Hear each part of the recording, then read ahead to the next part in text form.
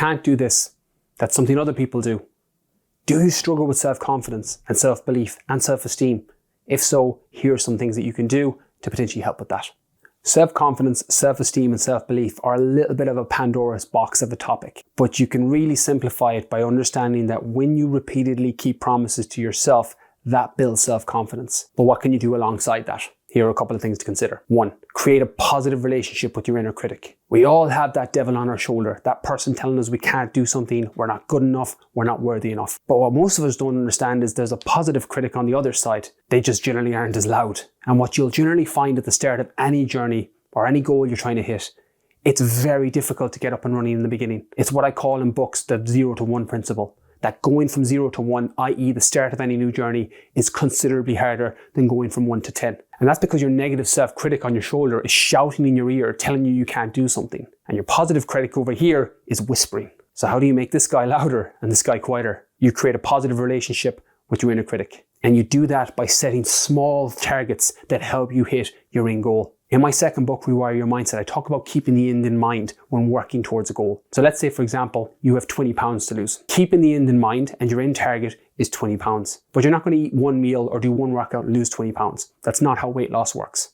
And focusing on those 20 pounds and thinking about all the weight you have to lose and what it's going to take to get you there can lead to analysis by paralysis, where you end up overthinking and talking yourself out of actually hitting the goal in the first place. So how do you do it? Well, the metaphor I use is the old African proverb, how do you eat an elephant? The answer is bite by bite. When it comes to losing 20 pounds, the first thing you do is how do I lose the first pound?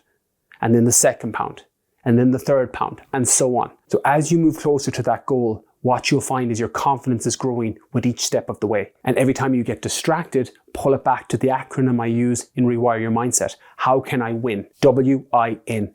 What's important now? What's the thing I need to do right now that's going to help me get to my end goal? If that's getting up and going for a walk to help you burn more calories, that's what you do. If that's preparing your meals so that you can bring it to lunch with you the following day, then that's what you do. If that's signing up to a program or a personal trainer or a nutritionist, somebody that can help you with your journey, that's what you do. What's important now? And what you'll find is as you move closer to that goal, this voice on your shoulder that's telling you can't will silence. And the voice on the opposite side, your positive inner critic, will start to get louder. It'll tell you to keep moving forward, keep focusing on how to win, what's important now. And before you know it, you'll end up hitting the end goal of losing 20 pounds because you kept the end in mind, but you focused on the daily action steps that helped get you there. That's how you build confidence. That's how you build self-belief. And that's how you build self-esteem with any goal you're trying to hit. Number 2, don't take advice from just anybody. Or what I talk about in Rewire Your Mindset, don't take advice from somebody you wouldn't switch positions with. Now, of course, there's going to be exceptions to this rule, but in 99 out of 100 cases, if you wouldn't switch positions with somebody, you probably shouldn't be taking advice from them.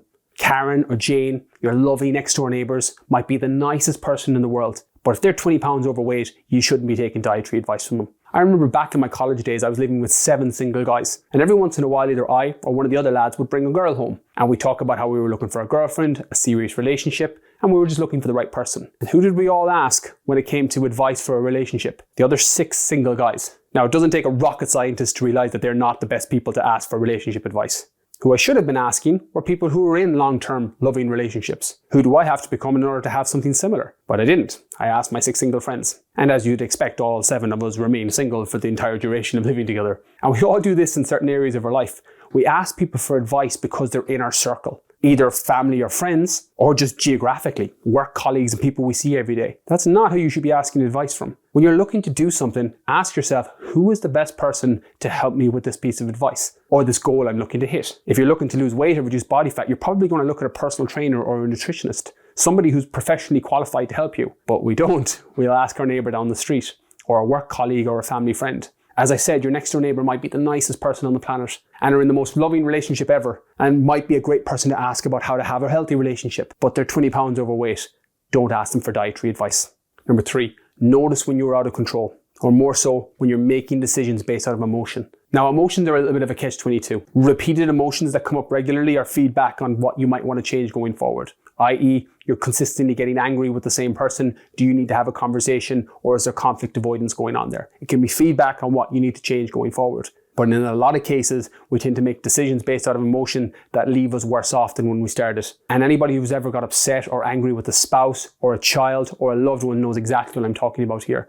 where you wish you could put the genie back in the bottle, but you let your emotions take control and you said or did things that you generally wouldn't say or do. That's not a great way to build self-confidence and self-esteem. So try and get your emotions under control, whatever way you do that. For me, I try not to make any major decisions before I've had a good night's sleep or before I've worked out. Donald Trump, love him or hate him, has a great quote. You can always tell someone to go fuck themselves tomorrow. I.e. sleep on it, see how you feel the next day, and then deal with the situation. I don't know how many times that's gotten me out of trouble because I'm ready to go through somebody or I'm upset with somebody one day. I'll have a good night's sleep and then I feel less stressed and less anxious about it the next day. And in some cases, you even dream up potential solutions that avoid people getting hurt. Your inner circle, your friends, your family, your loved ones. If you destroy or break down those relationships by acting out of emotion, you're not going to feel as good about yourself. When you have strong relationships with people you care about, you tend to see self-esteem going up. And you can do a lot to control that by not acting out of emotion. So get control of it, whatever way you have to.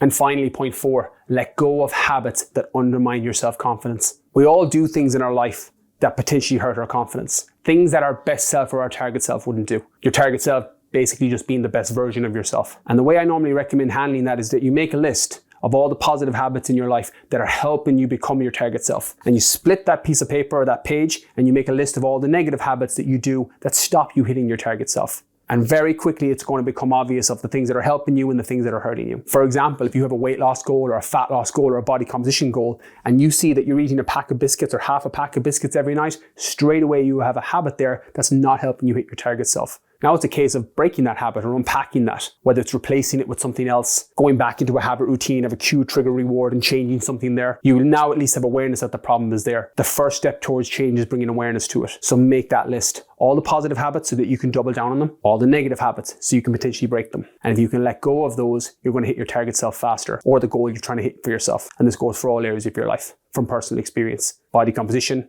relationships, work, fulfillment goals. I.e. for me, running ultramarathons and doing adventure races. It's completely relative based on the person. So there you have it. There's a few things to consider when it comes to building self-confidence, self-esteem, and self-belief. And as always, if you like this video, be sure to hit that like and subscribe for videos coming each and every week.